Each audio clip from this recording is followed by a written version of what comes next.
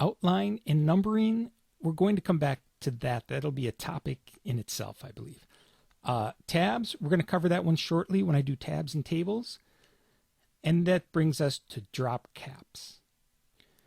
To show how the drop caps work, I've made a little change here to Once Upon a Time, and I picked the Old English font to make it look like a fairy tale, because that's where I'm most used to seeing this, either the beginning of books or fairy tales.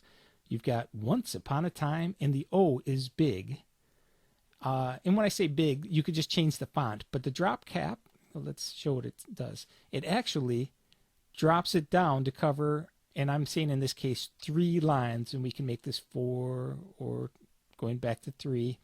Number of characters 1. You can make it 2, 3. You can do the whole word that way, or you can just click on whole word, and it'll say Once Upon a Time. Clicking off the whole word back to 1, and the space to text, that one's pretty obvious. How much space in between the O and the rest of the word. Text, you can change it here. If I don't want once, I can change this to Twice Upon a Time. And then your character styles, it's getting more into styles that we haven't really talked about, but you're seeing it enough that you may start playing with it, and we will cover it though. This Borders tab looks a little complicated with a lot of things, but it's all quite simple. In our first area here, we have our line arrangement, and you can have no border or all 4 sides. I'm going to pick all 4 sides, or you could do 2, 2, or just the left side. But I'm doing all 4 sides. And then we have our line style here is thinner, dashed. Then we got some more dashes, a little thicker. I'm going to take a 2.5 point, and I'm going to make this green. And then our spacing is how close we want it to the edge. And the synchronize is to have all the sides the same. If I take the synchronize off, I can adjust one side only. Let's take a look at what I got. And we see our green border, and it's pretty tight to the edge. So bringing this back up, going to borders, I'm going to make this maybe 12. 12 is good. And that's again on all 4 sides. 12.12 of an inch. So that looks a little nicer. And the other thing we can do here is put a shadow on it. And when I click this, when there's none, these are grayed out, but when I click shadow, add a shadow, it activates these. And I will keep it black and see how that looks. And it's kind of tight in. To make this a little thicker, or a little further away, I should say, I'll make this about 12. And I'm going to change the color to, do we have something brighter? Here's something brighter. How about a yellow? See how that looks? It looks all right, but I think I'm going to stick with a darker color.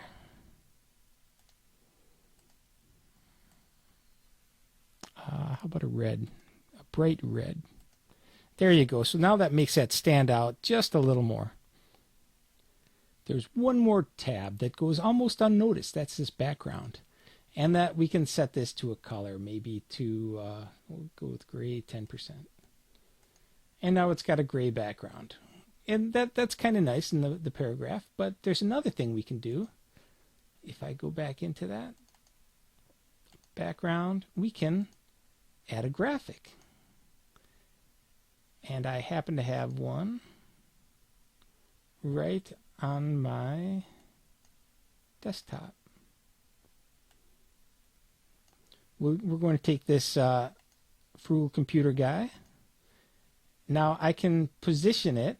When I click on position, I can make it the upper left hand corner, the upper center, upper right, or I can center it.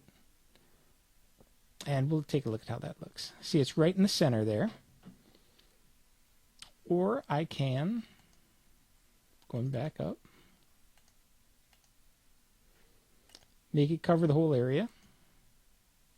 Now it does make that kind of hard to read, so I've got another graphic in there that I created. It's the same graphic, but I made this half. I took away the opacity, like half the opacity, brought it down to 50%. And I used paint.net for that. Now if we use that for the area, it's a little easier to read. It's kind of faint in the background, almost like a watermark. And the last thing is to tile them. And that's not really working right here. I think the best thing for me in this graphic would be to position in the center. Yeah, I like that.